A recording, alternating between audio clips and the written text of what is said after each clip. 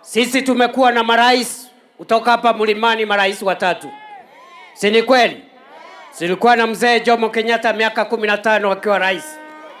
Tumekuwa na Mwai Kibaki miaka 12 akiwa naibu wa rais na miaka 10 akiwa rais wa jamhuri.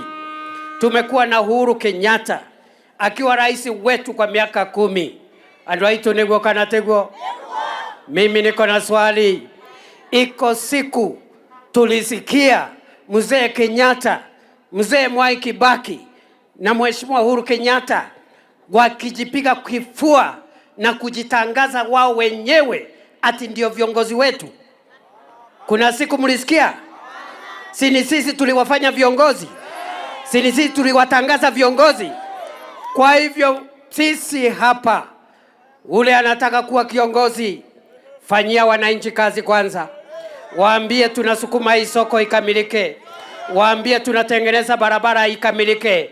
Baada ya kufanya hiyo mambo yote, wananchi watakuita kiongozi. Ni kweli si kweli?